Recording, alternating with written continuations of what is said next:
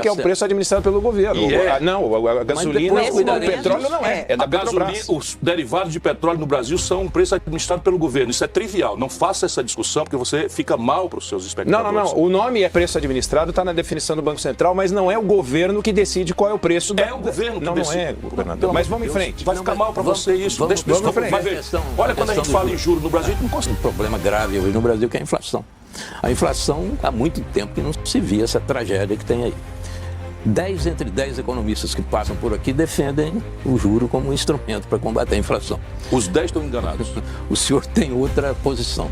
Vamos pensar juntos. Eu pergunto, o que é que se opõe no lugar do aumento de juros para combater a inflação? Vamos pensar juntos. Vamos raciocinar juntos. Lembrando que o Banco Central é independente. Isso. E lembrando que o senhor, como presidente da República, não vai poder mexer. Não pode mexer, ainda que o senhor tenha dito o seguinte: convidarei o presidente do Banco Central, mas só pode convidar quem o senhor quiser, ele pode não ir.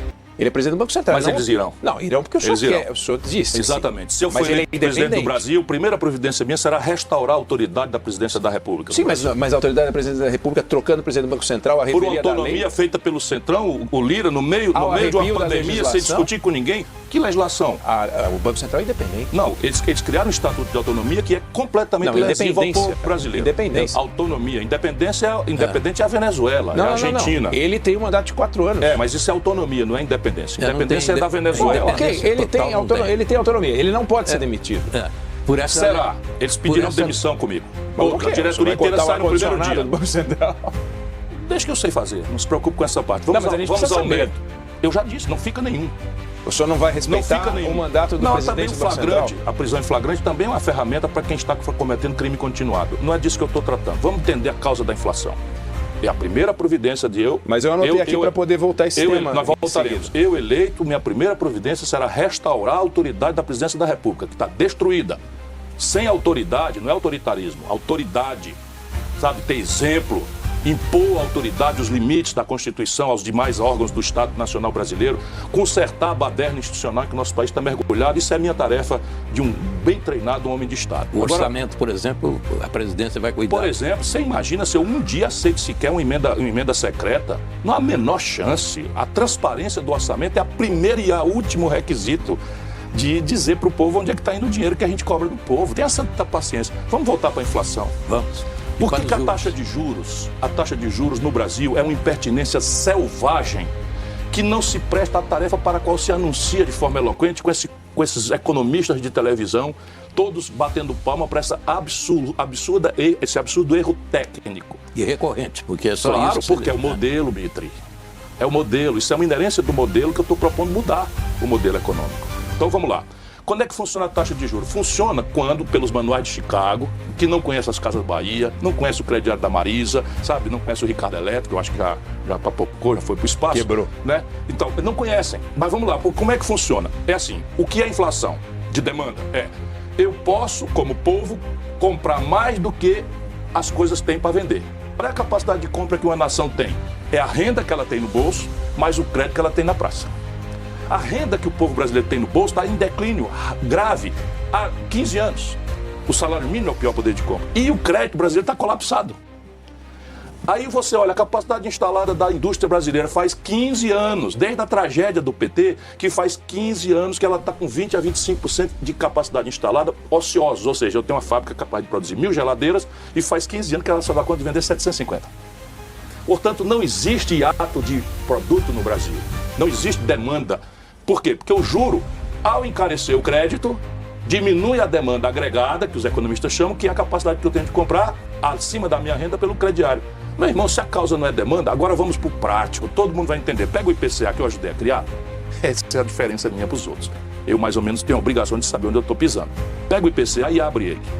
Aí você vai encontrar que o Grupo Transporte responde por 1/3 da inflação brasileira. Isso é um preço administrado pelo governo.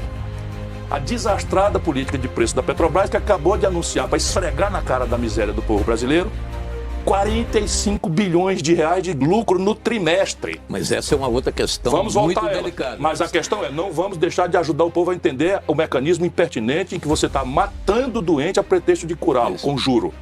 Então veja, qual é o efeito da taxa de juros sobre um preço administrado e determinado pelo governo? Gasolina, querosene de aviação, diesel para o Mas como o governo administra o preço da gasolina? Mas é simples de fazer. É claro que é o governo. Não é. Não é. É claro que é o governo. É claro que é o governo. É claro que é o governo. Mas, governador, o senhor vê que nós estamos fugindo de entender porque que juro é aberração. Não, só isso. A pergunta simples para encadear o raciocínio. Eu volto à Petrobras com todo o prazer. Tá, então vamos. Porque eu vou fazer o diagnóstico para a gente fazer o que o senhor falou que é o preço administrado pelo governo. Não, a gasolina, o petróleo não é. É da Petrobras. Os derivados de petróleo no Brasil são um preço administrado pelo governo. Isso é trivial. Não faça essa discussão porque você fica mal para os seus espectadores. Não. O nome é preço administrado, está na definição do Banco Central, mas não é o governo que decide qual é o preço. É o governo que decide. Não é, governador. Mas vamos em frente. Vai ficar mal para você isso. Vamos em frente. Olha quando a gente fala em juros. A gente volta à questão da Petrobras e Banco Central daqui a pouco. Vamos terminar essa, eu tenho mais uma pergunta para fazer para o senhor na sequência. A pergunta simples. Qual é o efeito da taxa de juros sobre um preço administrado pelo governo como os combustíveis? Zero, nenhum. Então, aumentou o juro, a gasolina vai baixar? Tem algum correio de transmissão que faça esse efeito acontecer? Não tem. Tem, Eduardo Eneg? Não tem. Pronto. Não tem. Vamos ao outro preço. Energia elétrica, administrado pelo governo. Acabaram de autorizar 25% do governo Bolsonaro, a Agência Nacional de Energia Elétrica, criminosamente, porque nenhum insumo cresceu 25%, a matriz hidráulica brasileira não se alterou, é por indexação a câmbio, que é uma impertinência roubalheira, oficializada com leis protegendo, que é essa a tragédia do Brasil, leis protegendo a roubalheira, criaram o IGPM, indexaram as tarifas públicas ao dólar, descomprimiram de custo. Então aumenta a energia elétrica do Ceará 25%, e qual é o efeito do juros sobre isso? Não fuja da pergunta, tem algum efeito? Nada. A portaria da ANEEL vai sofrer alguma ingerência? Não. Agora vamos ao terceiro bloco da inflação brasileira. Preços impostos a nós, para cima, por causa da nossa interseção comercial estrangeira, comércio exterior. Então a China entra bombando comprando alimentos, a Europa entra bombando comprando alimentos, o preço dos alimentos produzidos no Brasil e no mundo crescem explosivamente. Pergunta simples e trivial: qual é o efeito da taxa de juros doméstica do Brasil sobre preços que estão inflados por conta da demanda chinesa de preços? Nenhum efeito. A não ser o que eu posso fazer?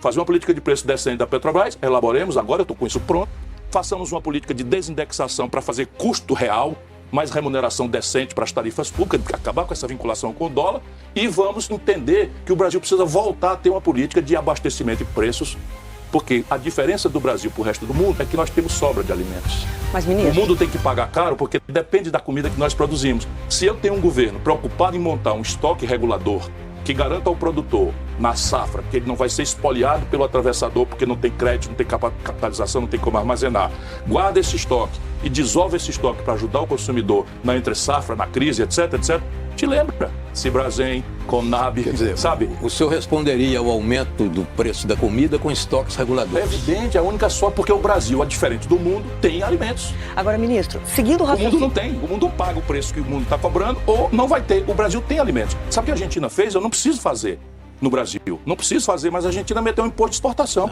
Agora, a Argentina não é um bom modelo econômico, não né? Não estou falando de modelo econômico, não, estou falando não sobre o ponto de vista de modelo. desabastecimento e preço que está impondo à população brasileira a fome. Sim, mas então agora... tudo pode no Brasil, especialmente 20 milhões de pessoas passarem fome e 129 serem desnutridos. Mas aí precisamos voltar agora à questão da Petrobras para ver o preço do combustível. Então vamos lá. Porque o senhor parece ter uma posição, governador, de maior intervenção na Petrobras. Isso é uma propaganda ideológica absolutamente chocante. Então explique. Deixa eu explicar para você. No mundo do petróleo... Só lembrando, o presidente Bolsonaro trocou 2 vezes o presidente da Petrobras dizendo que... Isso é um grande ator, isso é um canastrão.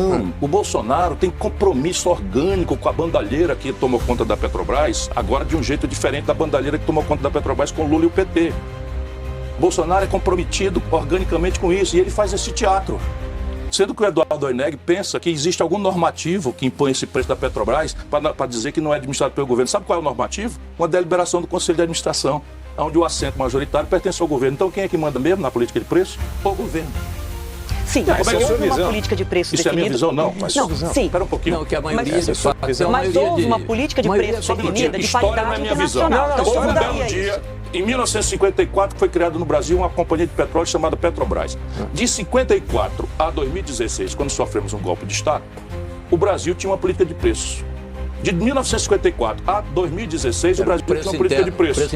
Não, qual é a política de preço? Custo interno. Mais rentabilidade em linha com a prática internacional. Bom, mas qual é a natureza? Como ela tem uma... Qual é a natureza da Petrobras? Ela é uma sociedade empresa... de economia mista. Não, ela é uma SA.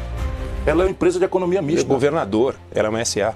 Uma empresa de economia mista é um SA. Bom, ela é uma SA, significa o seguinte, ela tem segue acionistas as regras da minoritários. SA. Mas o governo tem uma maioria ali. O governo Meu tem Deus uma do maioria. céu, meu Deus do céu. Mas, governador, Só um minutinho, o peraí. governo tem uma maioria aí, tá certo? Tem uma Sim, maioria. é o que eu estou tentando explicar. Sim, então Por quê? Porque nós somos um sócio controlador. O que o senhor vai fazer com essa maioria? A maioria, deixa eu explicar a causa para a gente ir para a terapia. Senão a gente não deixa o povo na jogada e fica essas viagens, esses delírios no Brasil. Entre 54 Aqui e a gente é 2016... contra os delírios e as viagens, governador.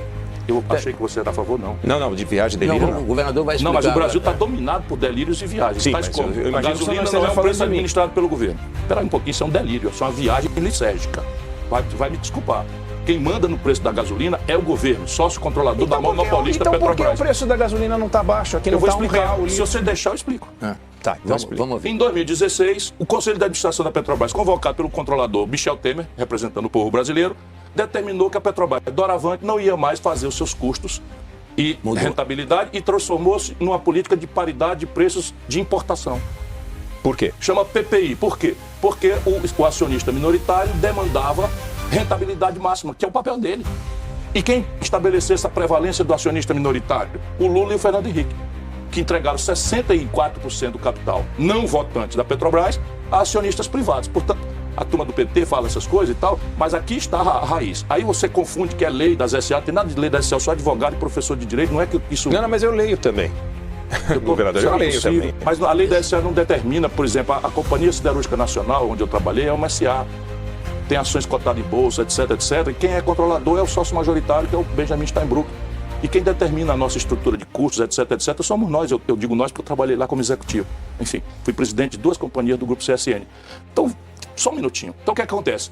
A política brasileira determinou que o preço da Petrobras fosse PPI. Não mais custo, mais rentabilidade, mais PPI. Então, vamos agora entender para o espectador que não está obrigado a entender essas coisas. Como é que se forma o preço de um sanduíche, Adriana, na praça da universidade? Não é o custo de produzir o sanduíche mais uma rentabilidade razoável que pague o trabalho do cidadão? E por que ele não pode exorbitar com esse preço? Porque tem um concorrente ali na iminência dele que vai tomar o freguês. A Petrobras é um monopólio, Eduardo Oineg, tanto na legislação quanto na prática internacional esmagadora, todo monopólio, o preço tem que ser administrado pelo governo. É uma informação básica, todo mundo. E no mundo do petróleo é assim, gostemos ou não. 80% do petróleo do mundo é controlado por estatais e os 20% remanescentes por um oligopólio de 7 irmãs, as famosas 7 irmãs. Então veja, a Petrobras sabe quanto custa produzir um barril pela Petrobras? 10 dólares. 10. Quando você entra em cascata, cadeia de produção, refino, transporte, mais distribuidor, 20. Não sei o que e tal, vai a 25, olha lá, 30, com imposto, com tudo dentro. É isso. Não devia ser isso que ela cobra? Não é não razoável que seja o custo mais uma rentabilidade? A rentabilidade é o balanço das SAs, é público. A Texaco, a Total, a British Petroleum. É o preço é o barril internacional. Ela pode vender lá fora a 120, 130, por que ela não vai vender, governador? Aqui que está a estação, porque ela é uma empresa que nos pertence e foi criada para proteger o Brasil das oscilações especulativas vem de a preço. sua interpretação. Não, vem a interpretação de quem está do lado do povo versus quem está do lado do acionista minoritário. É disso que se trata. É importante. É disso que se trata, concordo. É o ponto fundamental. Claro, o senhor então está querendo dar uma função social à Petrobras. Função social não. Todo monopólio tem um preço administrado pelo governo, isso é da literatura. Se você olhar o Adam Smith, o mais radical dos capitalistas, sabe do que eu estou falando. Ou você tem uma concorrência que estabelece pelo mercado o ponto ótimo de equilíbrio. Por exemplo, no mundo global, eu fiz um levantamento do lucro médio das grandes corporações de petróleo. 6,5%, 7%. Sabe quanto foi da Petrobras? 38%.